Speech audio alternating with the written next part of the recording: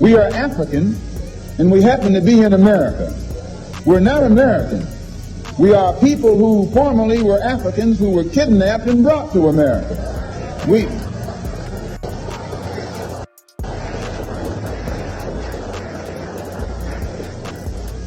Our forefathers weren't the Pilgrims.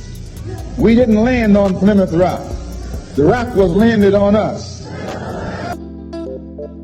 If it's love, I want everything. Touch my soul, touch my heart, don't judge my mental. They told me that life is simple, been real since Papa Pimple. I started out in the Randall Sonata, the presidential. Speak once and listen twice. They told me that less is simple. Hey guys, what's going on, man? Welcome to We Need a Reset TV. I am your host, Gravitating Away.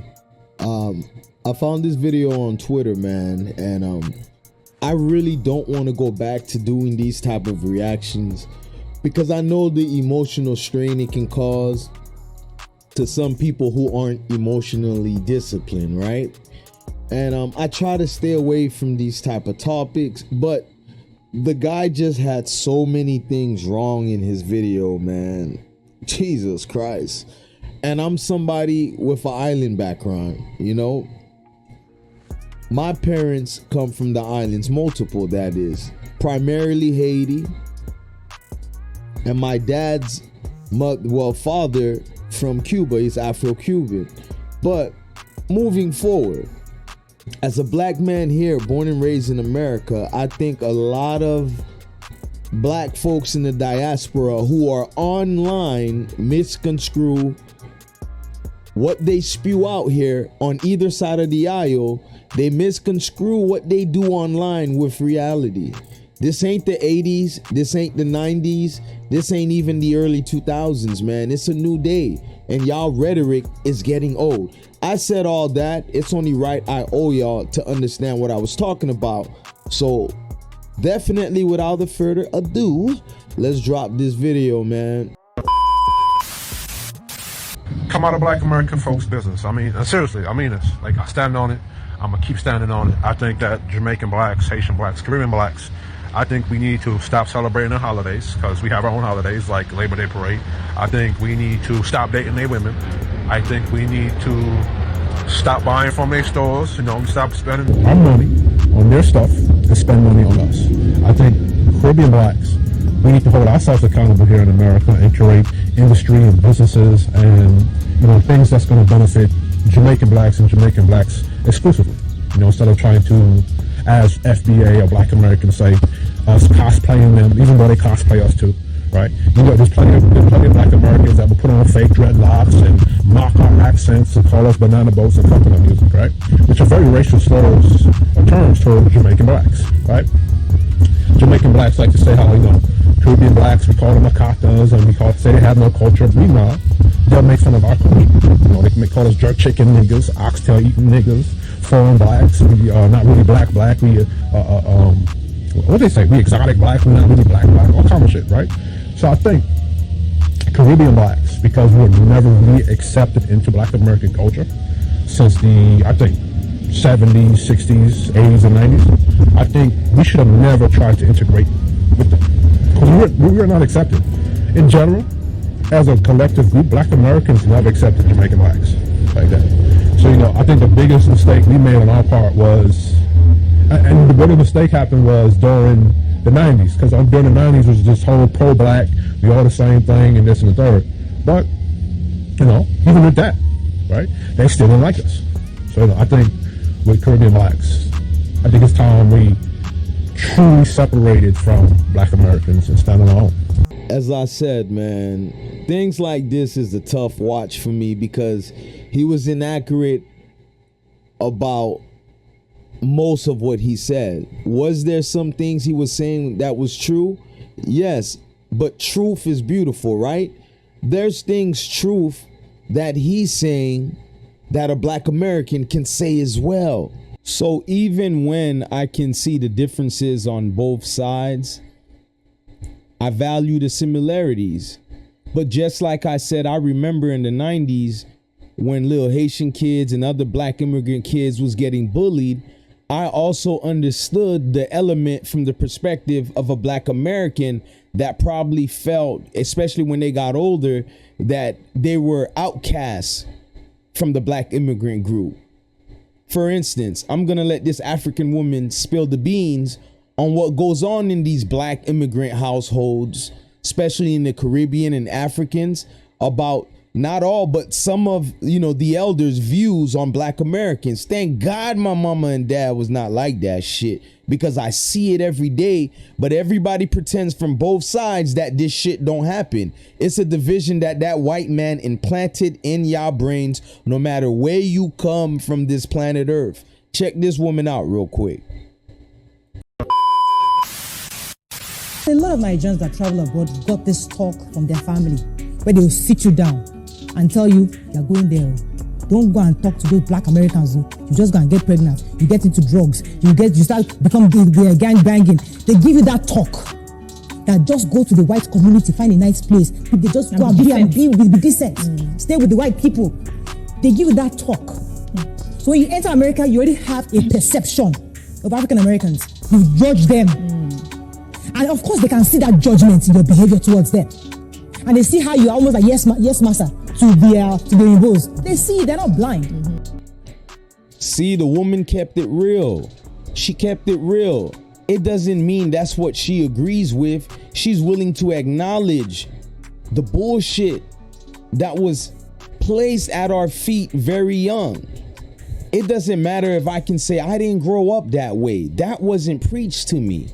Maybe it's because my parents were here, as teenagers. They were very young. But nonetheless, I see that shit. I see it from both sides. The black immigrant point of view, the black American point of view. And all I can remember is what I learned when I was a young boy from my elders in the mosque at the time, teaching me about Willie Lynch and the power of words and conditions, psychological warfare.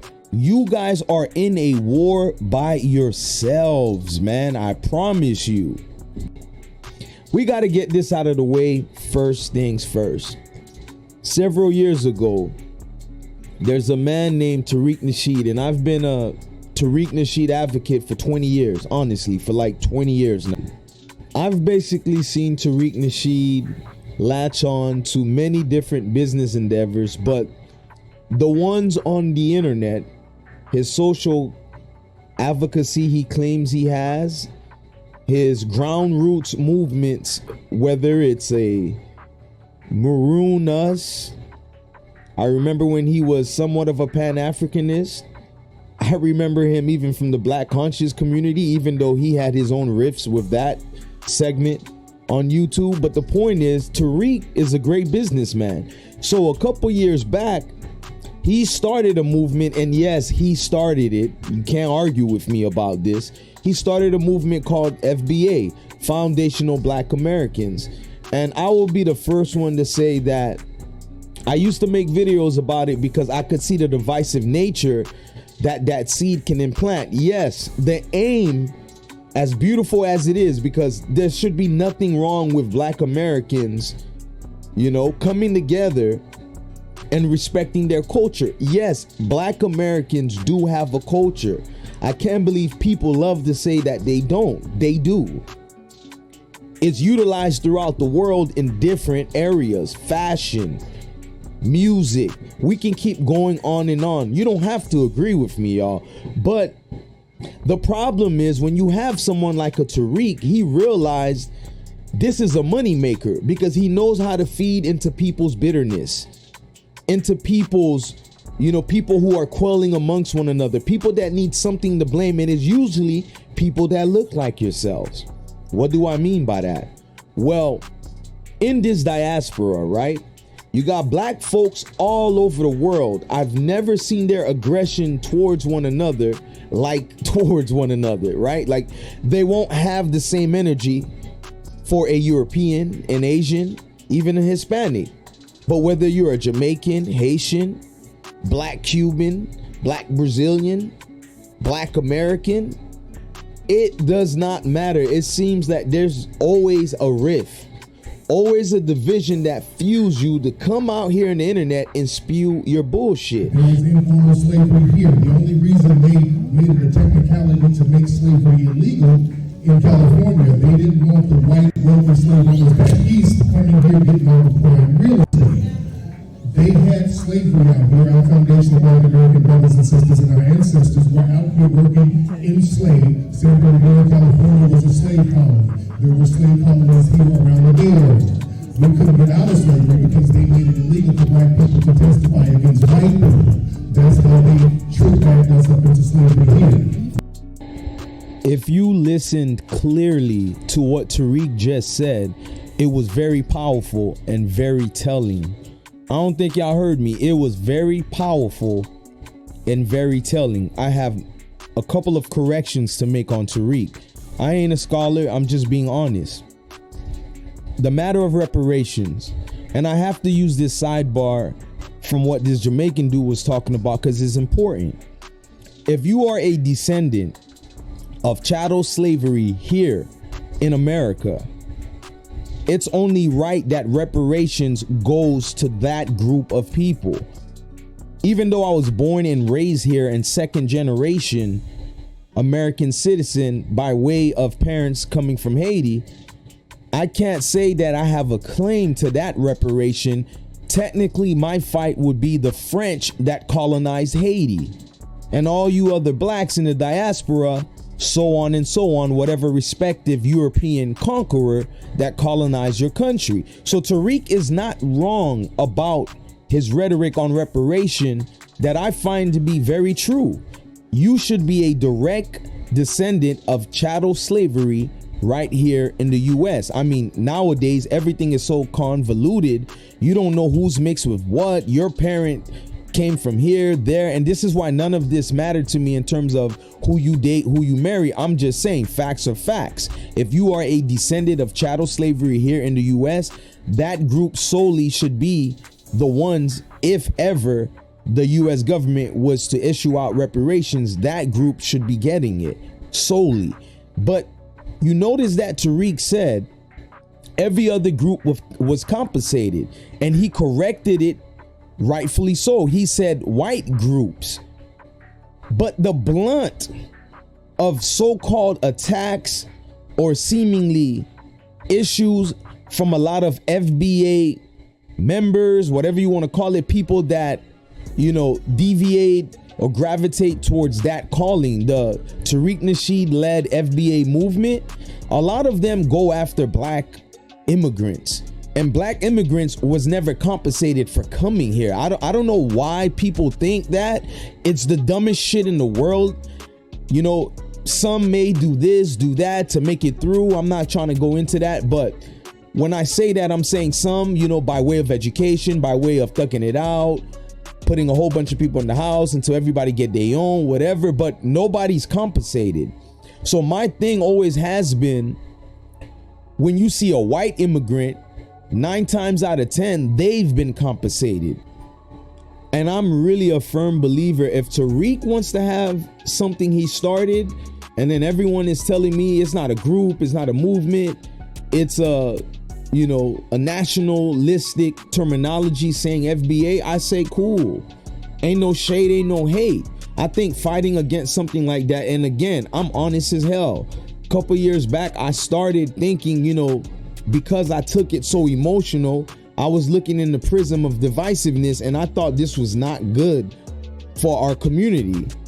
Whether we agree with that or not, I feel like you should have the right to have whatever movement you want. In reality, though, if y'all think we don't need one another, that's neither here nor there then. Let me just blow hot air out here then. But I know the truth, man. Out here, none of that shit really exists. I don't see unity in the black community in America. I don't see unity in a Jamaican community in the world, Haitian community, Trini, Africa. I don't see this unity that all these black groups love to talk about, if you dig what I'm saying. Look, number one, I remember the 90s. He's not lying about there was somewhat of an issue. Not, you know, let's just keep it a buck. Black Americans was calling out a lot of immigrant kids back then. And I know some people, it's hard for them to understand that. Maybe you're young or maybe you're old and you don't want to admit to it, but Black Americans used to call out Haitian kids, Jamaican kids, African kids. They wouldn't go hard on the European immigrants, the Spanish immigrants, like they did with the Caribbean immigrants, with the African immigrants. And one more thing before I go to bed. Y'all keep talking about y'all don't want to go to Africa because Africans don't even like us. Look how they talk about us. Look how they talk about us on social media. Look how we talk about them. We don't even like them. Let's be honest. When an African immigrant came to your school in elementary, middle school, and high school, what happened? Crickets. What happened? Y'all used to bully them. Y'all used to call them African booty. And then somebody, when I said that in my comments, somebody was like, oh, we call Black people Africans too, right? No, y'all call dark-skinned Black people African scratchers because y'all associate dark-skinned people as being African. Like, I don't know how to explain it. If you get it, you get it. You don't, you don't. So, y'all just weird. Like, that's all I gotta say. Y'all just weird. Like, y'all hate yourselves. Y'all hate your own continent. Like, it don't even matter. Y'all are weird. And y'all gonna see. Y'all love these white people so bad. It was hard to even admit that you were Haitian. Nah. Before y'all check, it was very hard. Down in South Florida, there was a lot of bullying when it came to Haitians in the 80s and the 90s. A little history, that's how ZELLE came about. One of the most notorious gangs in South Florida. Reason why is because part of it was bullying. Nobody's ZELLE here tonight. You're fine.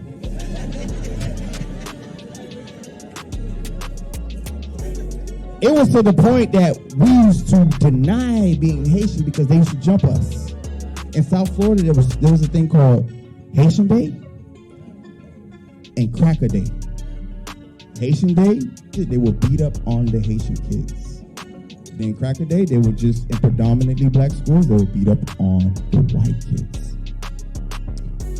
Haitian parents don't understand that. So when I tried to say I'm not going to school during Haitian Day, je ne sais pas régation.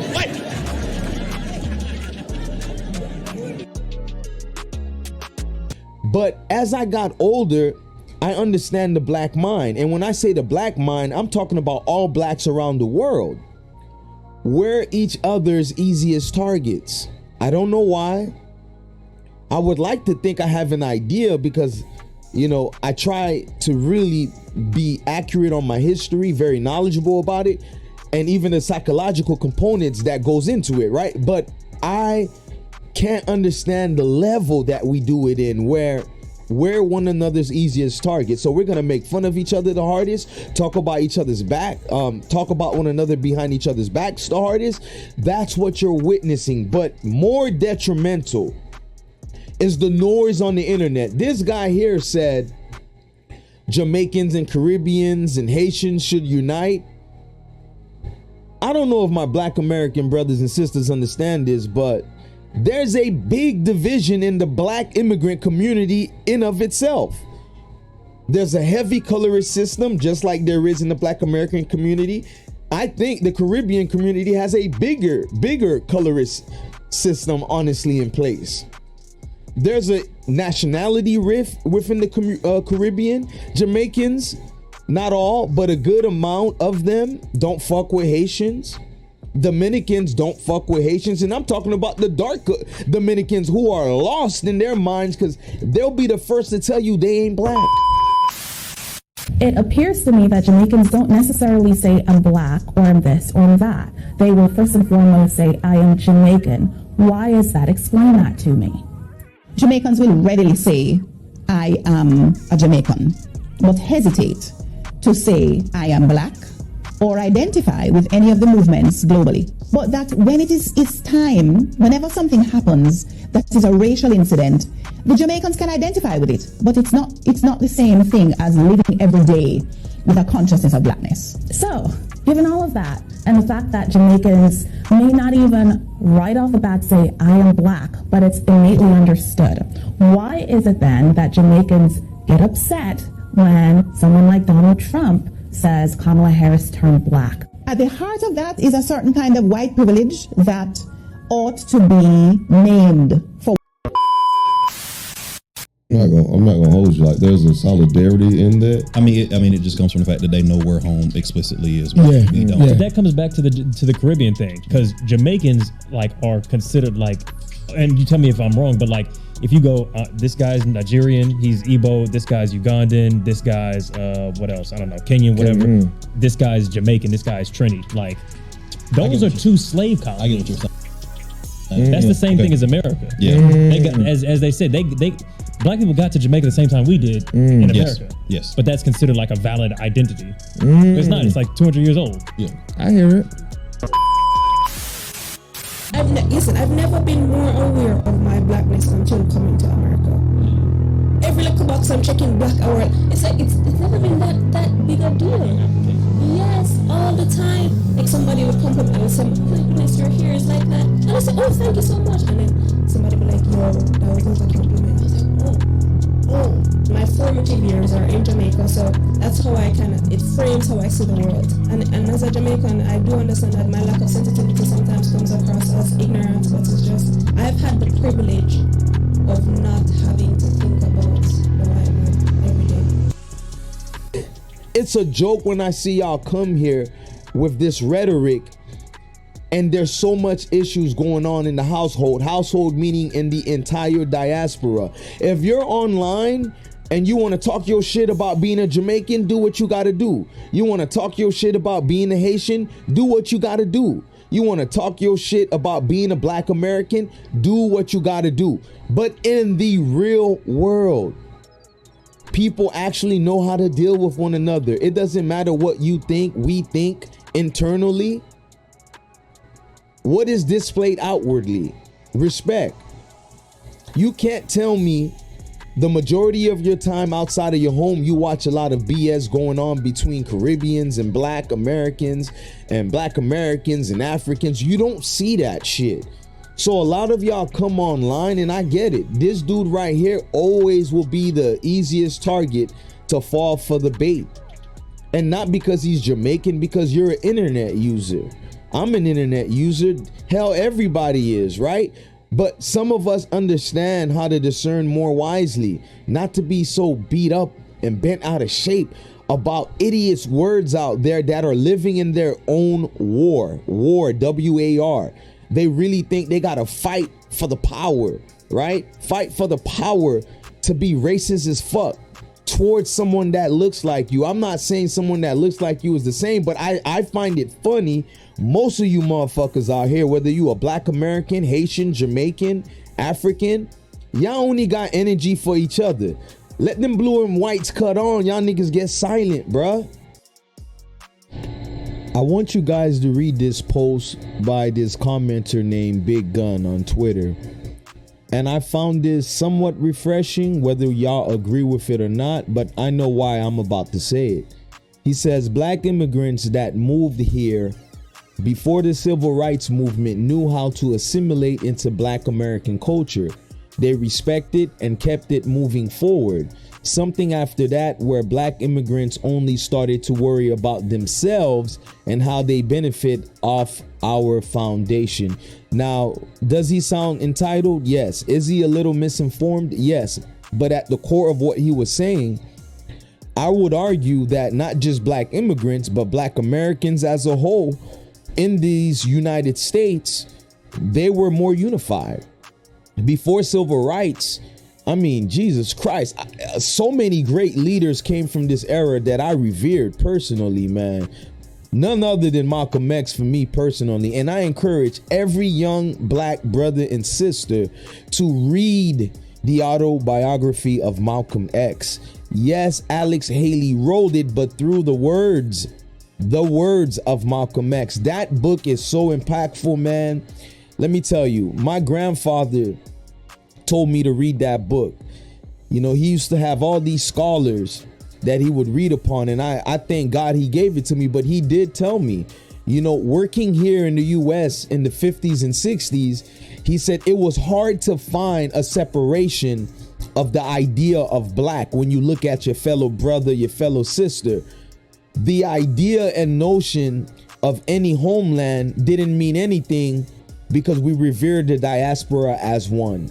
So many different directions has taken heed of the movement of black unity. You have different grift and grifters, different people with bitterness. Again, this is on all sides of the aisle. You can see it. You can see it here in the cultures in Black America. Our homes are destroyed in terms of the foundation, the order of it. You look at, all these other black countries around the world, it's the same thing. So there's a common denominator that's there, but everyone ignores it. And it seems like this forever division is gonna continue to last. Once again, I reiterate, shout out to the younger generation, because they're reminding me of the unity that they're seeking, like that of the 50s and 60s. So young brothers and sisters, keep pushing the unity, because again, these old head women and men, I don't care if they're African American, Haitian, Africans, Nigerian, you get what I'm saying, anywhere from the continent, in this diaspora and earth period, the older generations are a thing of the past, and y'all gotta get the fuck out the way. Y'all gotta get out the way with that nonsense. I'm sorry, but y'all time is over, man. It's over. You motherfuckers get silent, so I don't even like to do the race thing on YouTube no more, because I see the end game. Until your house is fixed, ain't nothing to be said about one another, man. This shit is a joke.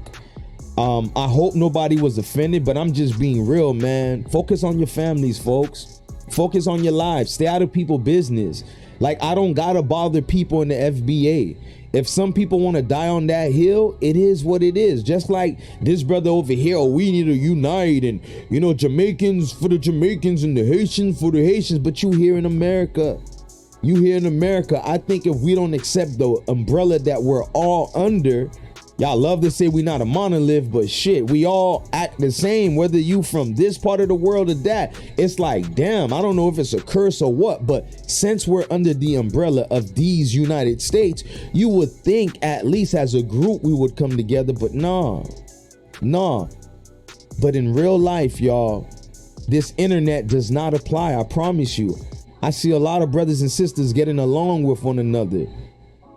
Go for what your agenda is on that internet, but in real life, I beg y'all not to cross no lines out here, because one thing about people in general, especially black men from all over the world and here in the United States, I don't care what your background is, motherfuckers ain't gonna play that stupid ass game with you about where you from, where your mama and daddy from. Niggas really gonna up that pole. You come at them crazy with your racist rhetoric that you only have for another black man. This Jamaican dude over here, and this ain't no shot towards Jamaicans or Haitians or nobody. This brother over here is another victim of the internet. He fell for the hype. He drank the Kool-Aid.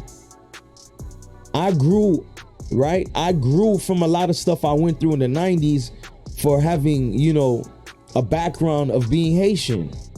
It didn't matter that I was born in the United States. It didn't matter that I went through the same struggles with my homies right here.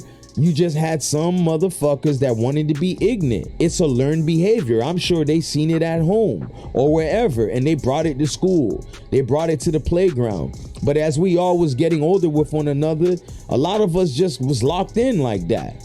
We learned to put these things aside and realize we are so much more similar than what our differences is. Doesn't matter which culture we came from. We fused one culture, and that's what's happening with this generation. They ain't trying to hear you old heads talk that nonsense that y'all only have for one another. It's dead, my guy. It's dead, man. But that's what I had to say. Y'all let me know if my rant was just some bullshit or it was something over there. Hopefully it's towards the latter and you seen it was something there. It was some type of gem, you feel me?